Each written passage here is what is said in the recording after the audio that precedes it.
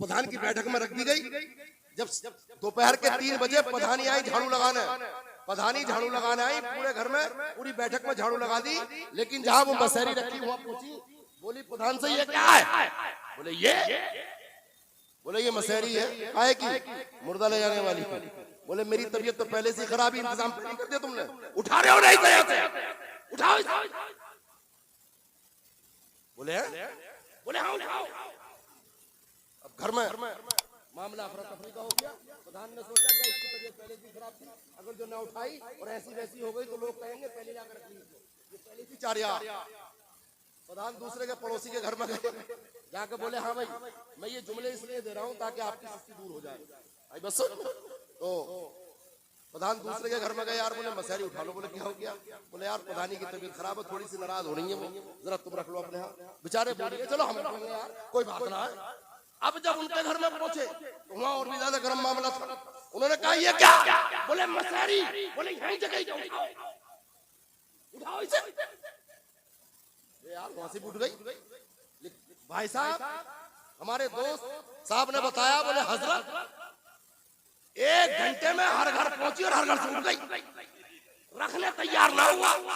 8-10 लोग doctor rice साहब के यहाँ आए और दरवाजे पे खड़े हो गए। डॉक्टर साहब बोले यार पता नहीं क्यों आए? बोले हाँ भाई क्या मामला है? बोले डॉक्टर साहब बात ये है कि वो मसहरी तो कोई रखने तैयार ही नहीं, जो सी लाए हो तुम पैसे दिए। बोले फिर? बोले कोई रखने तैयार ना तो फिर कहाँ रखा? बोले ऐसा करो तुम अपने अस्पताल में रखो। बोले हाँ चलो ठीक है, बतरी जगह पड़ी है इधर कोने में खाली है, यहाँ रख दो ना। तो मसहरी कहीं बाहर थोड़ा दरवाजे पे रखती, उन्होंने झट से उठाई एकदम रख दी। अब 4-5 मरीजों के बोतलें चल रही। भाई साहब 4-5 मरीजों के बोतलें चल रही। उन्होंने कहा डॉक्टर साहब ये क्या है? बोले ये है मुर्दा ले जाने वाली मसहरी। बोले हम बिल्कुल ठीक है, बोतलें छुटाओ और बोले अबे तुमने पहले ला कर दी है, हम तो बिल्कुल ठीक है। डॉक्टर साहब बोले भैया अस्पताल चलने से पहले बंद हुआ, जाओ हंस रहे हो। लेकिन सुनो अब दूसरा जुमला, जिनको कि तुम हिकारत की नजर से देखते हो, ये मस्जिद के इमाम, मस्जिद के उलमाए किराम उसी हुजरे में सोते हैं जहाँ मसहरी भी होती है, उसी जगह पर सोते हैं जहाँ तख्ता भी होता है, उसी जगह पर सोते हैं जहाँ पर मुर्दे पर चादर डालने वाली होती है। ऐ मेरे दोस्तों ये किसी से नहीं डरते, क्योंकि ये अल्लाह के बंदे हैं, ये अल्लाह के नेक बंदे हैं, ये कुरान की तिलावत करते हैं, ये नमाज पढ़ते हैं, रमजान के रोजे रखते हैं, ये तरावी पढ़ते हैं। ऐ मेरे दोस्तों इन उलमाए किराम से मोहब्बत करो। जिस मसहरी से तुम डरते हो कसम खुदा की ये कभी नहीं डरते। अल्लाह अकबर। मेरे बुजुर्ग और दोस्तों इनसे इसलिए प्यार करो, मोहब्बत करो और जहन वही लेकर जाओ, मचल कर बोलो सुभान अल्लाह। बात समझ में आ रही है क्या? मसहरी वाली तो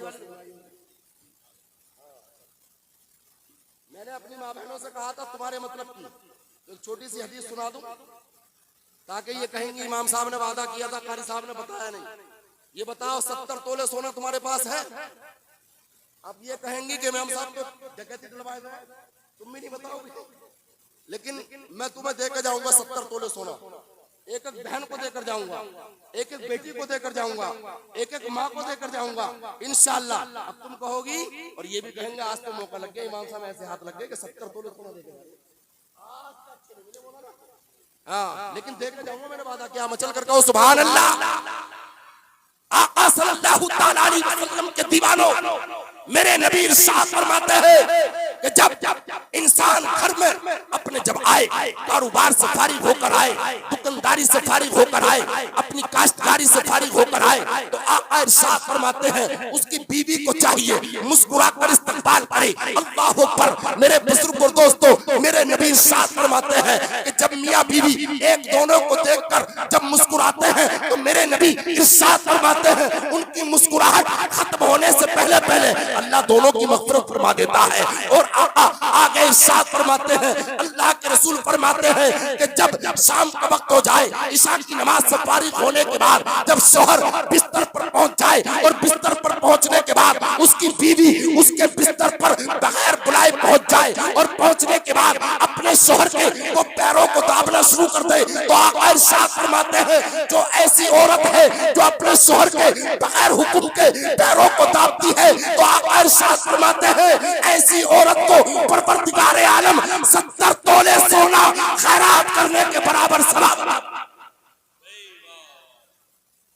70 तोले सोना खैरात करने के बराबर सवाब अता फरमाता है। मैं मेरी बहनों मिल गया ना, इंशाअल्लाह अपने शोहर की खिदमत किया करो, तुमको रोजाना 70 तोले सोना खैरात करने के बराबर सवाब मिलेगा, और तुम भी दबा लिया करो।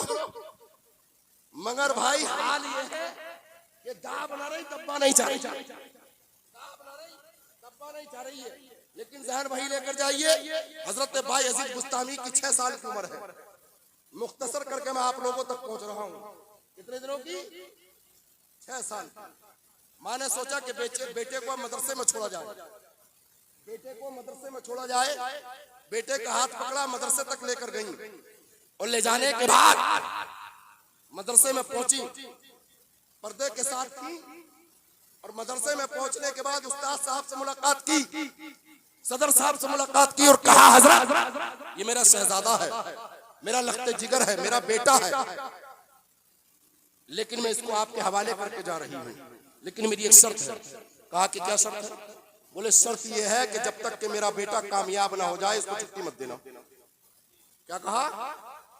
जब तक के कामयाब ना हो जाए इसको छुट्टी मत देना। अल्लाह अकबर। हजरत बायजीद के उस्ताद ने वादा कर दिया कि चलो ठीक है, जब तक तुम्हारा शहजादा कामयाब नहीं हो जाएगा इसको छुट्टी नहीं मिलेगी। अल्लाह अकबर। हजरत बायजीद ने मदरसे में तालीम हासिल करना शुरू कर दिया, और जब तालीम को हासिल करना शुरू किया, अल्लाह अकबर मेरे बुजुर्ग और दोस्तों, एक दिन गुजर गया, एक महीना गुजरा, लिखा है कि 2 महीने या 3 महीने के बाद हजरत बायजीद अपने उस्ताद के पास आए, और आने के बाद अरीजा पेश किया, ऐ मेरे उस्ताद मोहतरम, मैं ये चाहता हूँ कि मैं अपनी माँ से मिल आऊँ, मैं अपनी माँ से मुलाकात करके आऊँ। यहाँ पर और बच्चों के बाप आते हैं और वो अपने बेटों से मिलते हैं, अपने शहजादों से मुलाकात करते हैं। ऐ मेरे उस्ताद गिरामी, मैं चाहता हूँ मैं अपनी माँ से मुलाकात करके आऊँ, मैं अपनी माँ से मिलकर आऊंगा। अल्लाह अकबर। मेरे बुजुर्ग और दोस्तों,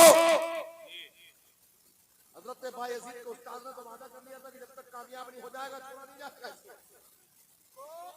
छुट्टी नहीं दी जाएगी। लेकिन जब ज्यादा देखा, बहुत ज्यादा इज्जो इंतसारी के साथ कहा, तो उस्ताद ने सोचा यार इससे पीछा कैसे छुड़ाया जाए, तो आपने और दिन से भी ज्यादा सबक दे दिया, 4 गुना ज्यादा सबक दे दिया। और दिन से बोले ना सबक सुनाएगा, ना सबक सुनाएगा और ना जाएगा। हजरत बायजीद बुस्तामी से कहा इतना सबक सुना देना, और तुम सबक सुना दोगे तो कल को छुट्टी मिल जाएगी, सिर्फ 1 दिन की। कितने दिन होगी? 1 दिन की। हजरत बायजीद माँ की मोहब्बत में ये भूल गए कि सबक दिया कितना, आखिर बाहर उठाए और चल दिए। लेकिन जब शाम को याद करने के लिए बैठे, और जब सबक खोल कर देखा, निशान देखा आगे से पीछे का, तो देख के हैरान और परेशान हो गए कि याद नहीं होगा, याद नहीं होगा कि और दिन से तो 4 गुना ज्यादा है सबक, अब याद कहां से हो जाएगा। तो उस्ताद की बात में समझ गया कि सबक सुनाएगा नहीं, और ये अपने घर को जाएगा नहीं। रात भर रोते रहे हजरत बायजीद, बचपन का जमाना। कहा ऐ परवरदिगार, मैं किसी की मोहब्बत में जाना नहीं चाहता, मैं अपनी माँ की मोहब्बत में जाना चाहता हूँ। ऐ परवरदिगार, मैं अपनी माँ से मिलना चाहता हूँ। ऐ परवरदिगार, मैं अपनी माँ के दीदार को करना चाहता हूँ, उस माँ के दीदार को जिसके लिए कि नबी ने फरमाया है कि जो अपनी माँ के मोहब्बत से दीदार करता है, अल्लाह उसको 1 हज मकबूल का सवाब अता फरमाता है। ऐ परवरदिगार, अब मैं कैसे जाऊंगा, मुझको ये सबक मिल गया है, लेकिन तू ही इंतजाम फरमा दे। मेरे बुजुर्ग और दोस्तों, किताबों के अंदर लिखा है कि हजरत बायजीद बुस्तामी ये रोते रोते, ये दुआ करते करते सो गए, सबक को बिल्कुल भी याद ना किया। लेकिन जब सुबह को उठे, और उठने के बाद जब सबक सुनाने का टाइम आया, और जब सबक सुनाने के लिए अपने उस्ताद के पास पहुंचे, तो जितना दिया था और दिन से भी बेहतर सुना दिया, बेहतर सुना दिया। अब तो उस्ताद हैरान और परेशान हो, बोले भेजना ही पड़ेगा आपको, भेजना ही पड़ेगा। 6 साल की उम्र शरीफ है, रास्ते में खुश होते जा रहे हैं, माँ से मिलूंगा, माँ से मुलाकात करूंगा। मेरे दोस्तों, अपने बच्चों के लिए देखो यही सोचा करो जो हजरत बायजीद की माँ ने सोचा है। मैं चल कर कहूँ सुभान अल्लाह, बेटा जा रहा है, मैं माँ से मुलाकात करूंगा, मैं माँ से मिलकर आऊंगा और मेरी माँ के आज हाथों से लुक़्मे खाकर आऊंगा। माँ मेरी मुझको आवाज देगी, मैं कोने में जाकर छुप जाऊंगा, मैं किवाड़ की चूल में जाकर छुप जाऊंगा। अल्लाह अकबर। हजरत बायजीद ये सोचते जा रहे हैं और खुश होते चले जा रहे हैं, लेकिन जब अपने दरवाजे पर पहुंचे और दरवाजे पर पहुंचकर आवाज लगाई, ऐ मेरी माँ, तेरा बायजीद आया है। आज आने के यानी कि तेरा बेटा आज बायजीद आया है, दरवाजा खोल दे, ये तेरा दीदार करने आया है। एक